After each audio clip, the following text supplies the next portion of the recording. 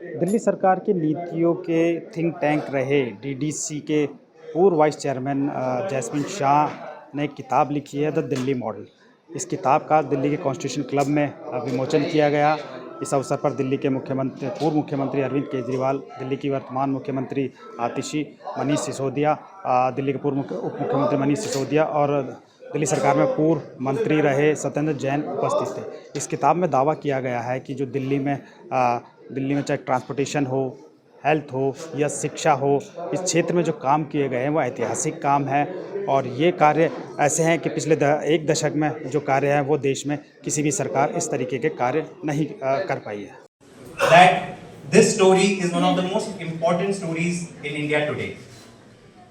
In February 2015, just as the entire nation stood in awe when the Aam Aadmi Party came to power with a historic mandate of 67 out of 70 seats, I was one of those millions who was watching the events unfold in television and feeling inspired. The Aam came to power not because it figured out some magical vote factions or vote bank coalitions, which is what politics has usually become in India. But it came to power because of a wide-eyed promise of transformation that people across castes and classes in Delhi believed in. And that was Vyavastha Parivartan.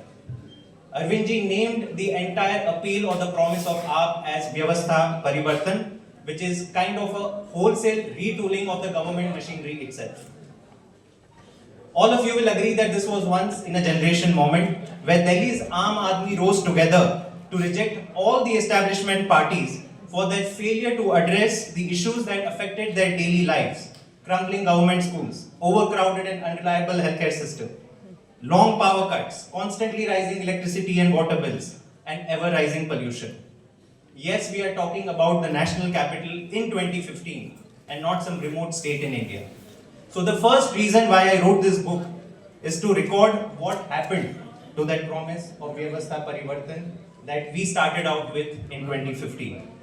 I genuinely feel that while AAP's politics is discussed endlessly in primetime debates every day, unfortunately I have also been part of that, its track record in governance remains a black box for most, and especially for those who are outside of Delhi.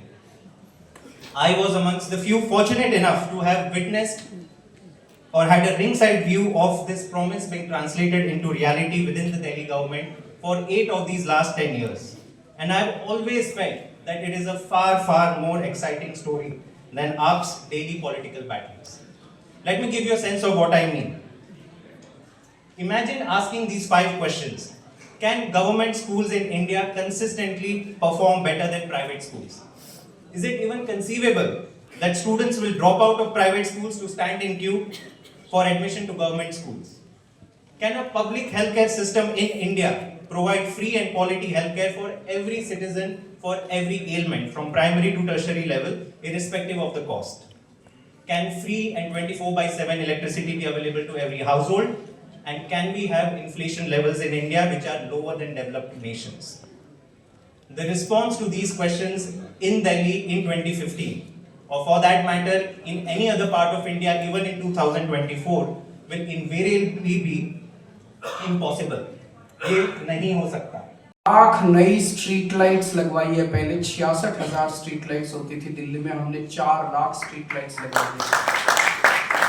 पहले मुश्किल से 10-15 हज़ार CCTV कैमरे होते थे, हमने 3 lakh CCTV कैमरे लगाए हैं पर स्क्वायर किलोमीटर डेंसिटी के हिसाब से। आज New York, Tokyo, London, France, Paris, जो मर्जी पूरे दुनिया के अंदर सबसे डेंसिटी जो है सीसीटीवी कैमरों की सबसे ज्यादा दिल्ली के अंदर है आज पूरी दुनिया के अंदर। उनका मॉडल ऑफ गवर्नेंस क्या है? उनका मॉडल ऑफ गवर्नेंस जो अभी जैस्मिन बता रहे थे वो है कि बेसिकली तो ये है कि सारा सरकारी पैसा कहाँ खर्च होना चाहिए। वो कहते हैं सारा सरकारी पैसा कुछ टॉप के कॉर्पोरेट्स को दे दो, कुछ टॉप की कंपनियों को दे दो और वहां से वो ट्रिकल डाउन करेगा। ट्रिकल डाउन थ्योरी मेरे को नहीं पता, मेरे को ज्यादा इकोनॉमिक्स नहीं आती, पर जिसने भी ये ट्रिकल डाउन थ्योरी बनाई है उसने बड़ा शातिर काम किया। भ्रष्टाचार को लेजिटिमाइज करने के लिए उसने बड़े अच्छे शब्दों का इस्तेमाल करके एक ट्रिकल डाउन थ्योरी बनाई कि जो भी सरकार है खूब पैसे दो उनको और बदले में वो तुम्हें पॉलिटिकल डोनेशंस देंगे। तो टैक्स कंसेशंस दे दो, उनके लोन माफ कर दो।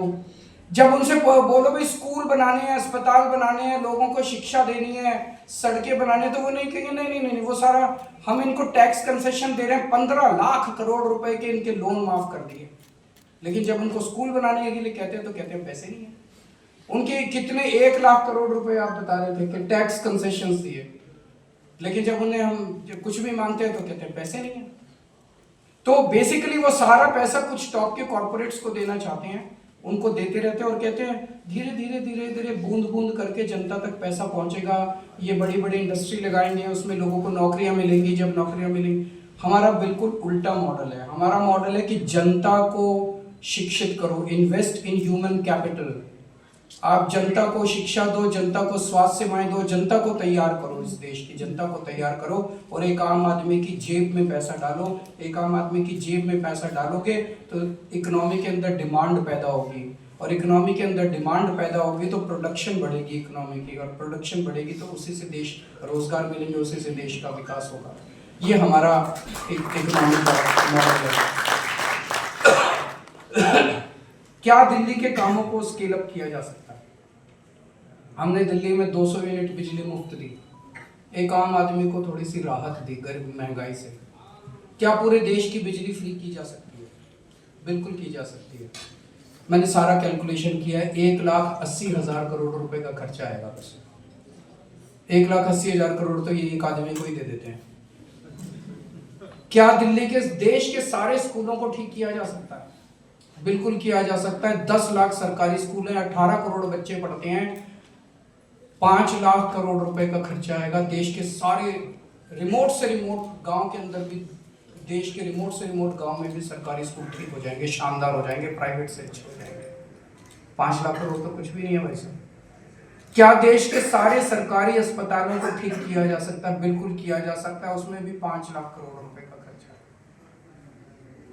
इतने से पैसे के अंदर देश का इतना जबरदस्त विकास हो सकता है। नीयत नहीं है। मैं हमेशा कहता हूं सरकार में पैसे की कमी नहीं है, नीयत की कमी है। तो बहुत बहुत शुक्रिया आप लोगों का, जैस्मिन को बहुत बहुत बधाई, और इस किताब को आप लोग जरूर पढ़िएगा और खरीद के डिस्ट्रीब्यूट भी कीजिएगा लोगों को पढ़ने के लिए, ताकि एक आम आदमी की बात कि आम आदमी की गवर्नेंस और आम आदमी की राजनीति कैसे हो ये जनता तक पहुंच सके और ये डिस्कशन जो है ये वाइडर हो सके।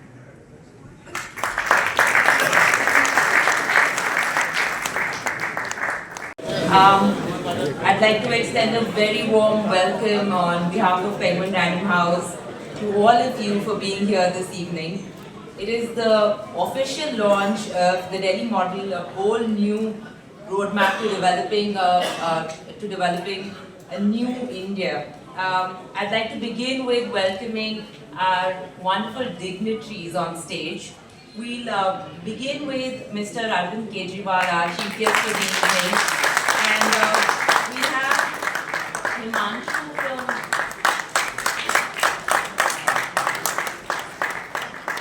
Next, we'd like to invite Mr. Manish Sisodia, former Deputy Chief Minister of Delhi, to join us. Himanshu,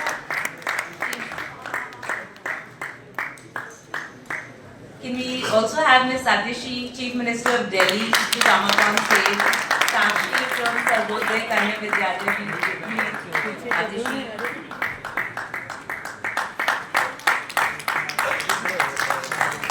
Can I please call Mr. Satinder Jain, the former Health, Power and Water Minister of Delhi. Since from Sarvodaya Vidyalaya will now welcome him. Finally, can I have our author of the evening, Jasmine Shah.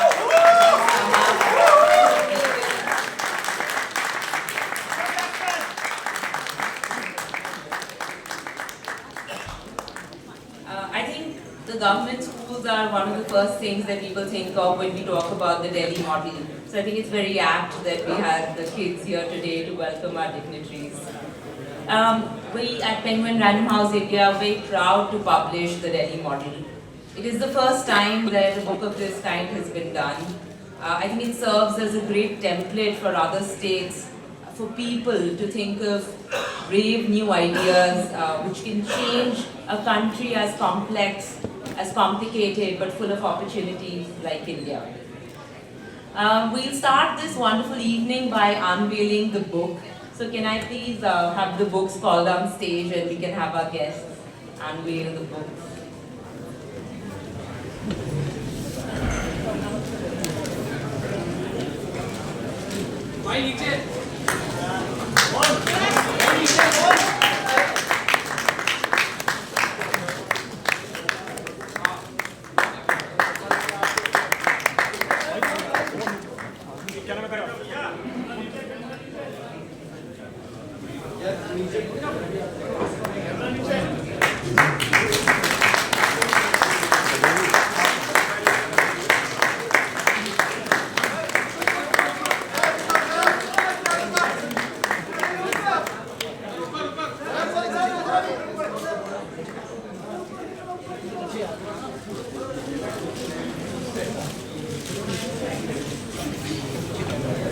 I'll give you all a brief overview. क्या नाम है sir आपका? Manish Thapa. Sir ये बताइए जो आपके हाथ में बुक है द दिल्ली मॉडल, क्या आपको लगता है जो इस बुक में दावे किए हैं कि एजुकेशन से लेकर ट्रांसपोर्ट और हॉस्पिटल्स हेल्थ सेक्टर में जो हुआ है, आपको लगता है उतना कुछ हुआ है? देखिए, अगर आप दिल्ली के गवर्नमेंट स्कूल्स में जाएं, जितना मैंने लोगों से सुना है, तो गवर्नमेंट स्कूल्स की तो शक्ल बदल गई है। अगर स्कूल साफ़ है, अगर स्कूल में कंप्यूटर्स हैं, अगर स्कूल का 97% 12th के बोर्ड का रिज़ल्ट आया है, अगर उनका जो उन्होंने अम्बेडकर ट्रेनिंग इंस्टीट्यूट्स करे हैं जिनमें से 70% students have been selected in IIT, then these are all verifiable facts. ये दावे तब झूठे माने जाएंगे जब आपको दिखे ना। अगर आप स्वच्छ भारत की बात करें और सड़क गंदी हो तो फिर वो दावा है, अगर स्कूल साफ़ हैं तो देन दैट इज़ ट्रू। तो मुझे लगता है कि जितना मैंने अभी सुना और जितना मैंने देखा, वो आँखों से अगर दिख रहा है तो वो सच है। So it is true. Vikas Bharti. Vikas ji, जैसा आप अब इस कार्यक्रम में थे, दिल्ली मॉडल की बात की है, तो आपकी नज़र में क्या है दिल्ली मॉडल? क्या दिल्ली में उतना विकास हुआ है जो किताब में दावे किए जा रहे हैं? दिल्ली मॉडल वह है जो, जब आपको याद होगा कि अमेरिका की फर्स्ट लेडी जब आई थी भारत में, तो दिल्ली में आई थी, दिल्ली के स्कूलों को देखा था। तो दिल्ली मॉडल भारत ही नहीं विदेश में भी फेमस है। दूसरे है कि दिल्ली के स्कूलों को अरविंद जी ने सुधारा, चाहे उसमें लाइब्रेरी की बात हो, स्कूल की बात हो और एजुकेशन की बात हो। टीचर्स को ट्रेनिंग के लिए बाहर भेजा जा रहा है, अभी बच्चों को फ्रेंच सिखाने के लिए बाहर भेजा जा रहा है। जो गरीब का बच्चा है वो सोच नहीं सकता था कि वो कहीं बाहर जा सकता है, उसको फ्रांस में पढ़ने के लिए भेजा जा रहा है। दिल्ली मॉडल ये तो है। जो किताब में जो दावा किया जा रहा है, आपके हिसाब से वो ठीक दावा है? बिल्कुल ठीक दवा है। मोहल्ला क्लिनिक हमने बनाए, उसके बाद में अस्पतालों में फ्री दवाइयाँ, फ्री इलाज। बाहर किसी का एक्सीडेंट हो जाता है तो उसको अगर इलाज नहीं मिल पाता सही से, तो उसका इलाज 30 दिन में ऑपरेशन नहीं हो पाता, तो उसका सारा दिल्ली सरकार खर्चा उठाएगी, प्राइवेट में उसका होगा। इसके अलावा तीर्थ यात्रा, कम से कम मेरे ख्याल से लाख से ऊपर एक आंकड़ा है जो मुझे पता है, जिसमें बुजुर्गों को तीर्थ यात्रा भेजा गया, चाहे वो साउथ में हो चाहे नॉर्थ के अंदर हो। इसके अलावा पेंशन, पूरे भारत में कहीं इतनी पेंशन नहीं है बुजुर्गों की 60 साल से ज़्यादा वाली, जो दिल्ली के अंदर अरविंद जी ने उसको बढ़ाया है। कहीं पे 500 है, कभी 700 है, कहीं 1000 है।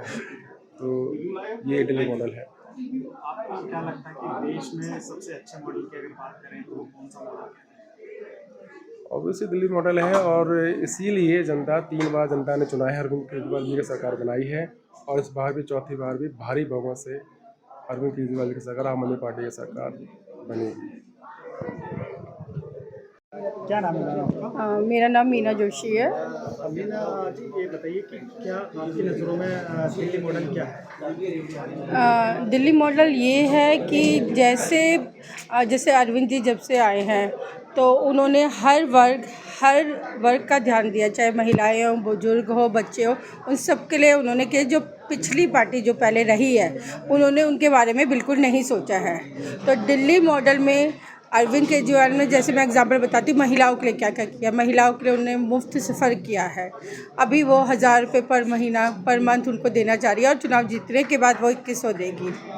तो ये दिल्ली मॉडल है जो सरकारी स्कूल में बच्चे हैं उनकी पढ़ाई अच्छी हो रही है। स्वास्थ्य के उसमें देखेंगे तो फ्री दवाई है, फ्री टेस्ट है और बहुत सारी सुविधाएं दी है।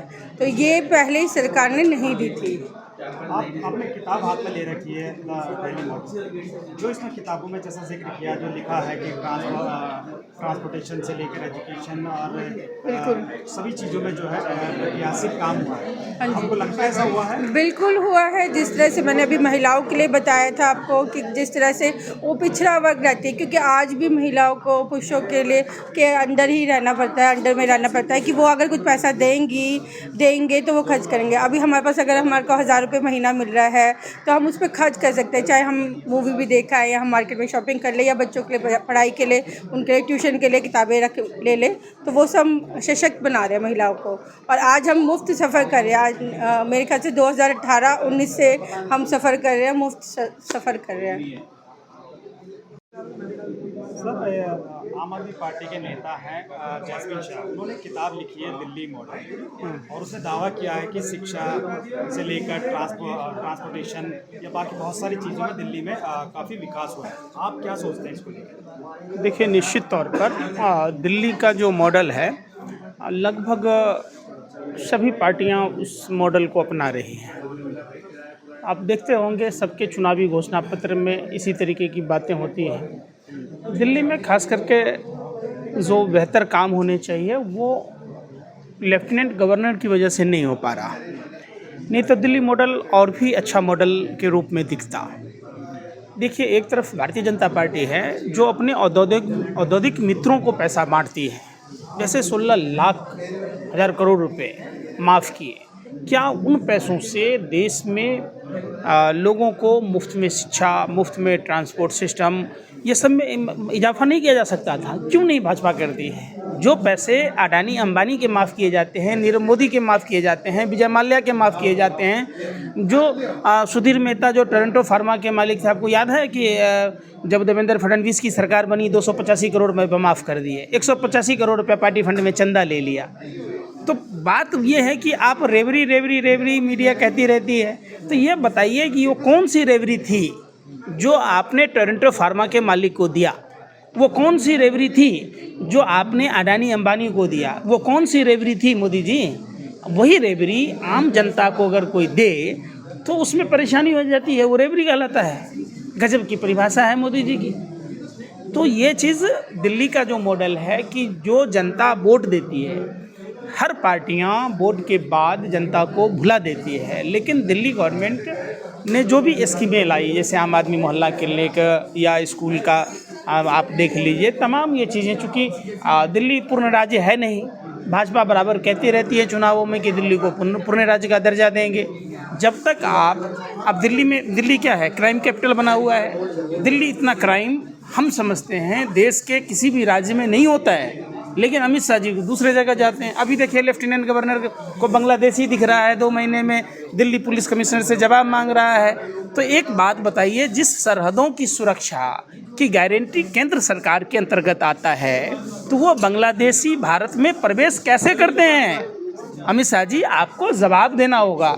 अमित शाह जी आपको जवाब देना होगा कि जिन राज्यों में चुनाव होता है वहीं बांग्लादेशी घुसपैठिए कैसे घुसते हैं। घुसपैठिए की तो जवाबदेही प्रधानमंत्री की है, गृह मंत्री की है। आप इतने नाकाम हैं, निकम्मे हैं कि आपसे देश की सरहद तो सुरक्षित है ही नहीं। हर मोर्चे पर आप देखिएगा दिल्ली का मॉडल के रूप में है। एक तरफ प्रधानमंत्री जी किसानों की बात कहते हैं, खुद उपसभापति कहते हैं मैं किसान का बेटा हूँ। किसानों को आप देखिए ना, इंटरनेशनल बॉर्डर बना रखा है, खनौरी बॉर्डर को आने नहीं दिया जा रहा है अपने ही मुल्क में। ये बेहद शर्म की बात है। मैं अगर नरेंद्र मोदी की जगह होता तो चुल्लू भर पानी में डूब मरता। जो धरती के भगवान हैं, आप उस भगवान का अनादर कर रहे हैं। आपको दिल्ली से सीखने की ज़रूरत है। दिल्ली सरकार ने बहुत सारी ऐसी योजनाएं लाई जिससे, अब देखिए यहाँ ये आयुष्मान पर चिल्ला रहे, बैनर पोस्टर लगा रहे।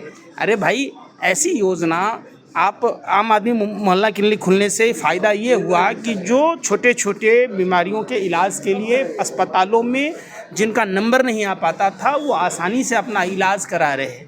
तो ऐसी ही व्यवस्था अगर देश के हर राज्यों में हो तो हमें लगता है कि किसी भी आम आदमी को तकलीफ ना हो। शंभुनाथ स्वरूपम। शंभुनाथ स्वरूपम। अच्छा शंभुनाथ जी बताइए, जो दिल्ली मॉडल की बात हो रही है, आपकी नज़रों में दिल्ली मॉडल क्या है? एक नया मॉडल तो है ही। मॉडल मतलब कि सभी लोग एक ढर्रा से चले आ रहे थे, उसमें एक चेंजिंग दिखाई दिया केजरीवाल जी के आने के बाद। नेताओं और मंत्रियों को फ्री जो मिलता है, सुविधा मिलता है, वो फ्री रेवड़ी नहीं कहलाता है। वही जनता को थोड़ा बहुत मिल जाए तो उसको रेवड़ी नाम दिया जाता है। किताब में जो दावा किया जा रहा है कि ट्रांसपोर्टेशन से लेकर एजुकेशन और बाकी बहुत सारी चीज़ों में बदलाव हुआ है, आपकी नज़रों में क्या लगता है, ऐसा हुआ है कुछ? किताब हर पार्टी हर सरकार अपना दावा करती है, लेकिन सुविधा के नाम पर जो कहा जाए कि दिल्ली में तो और जगह की अपेक्षा सुविधाएं तो सरकार ने दी हुई है। दिल्ली की केजरीवाल सरकार ने ऐसे महिलाओं के लिए बस में जो फ्री वाला सुविधा है, उसमें गरीब धनी जो भी महिला हैं उसको पैसा नहीं लगता है। फिर बिजली का 200 यूनिट, पानी का, इस तरह से बहुत सारे टेम्पो वालों के लिए कुछ आ रहा है। आम आदमी के लिए जो सुविधा मिल रहा है या अन्य सरकारों को क्यों नहीं दिखाई देता है? अगर सभी सरकार इस तरह से लागू करें तो गरीब आदमी का बहुत भला हो जाएगा।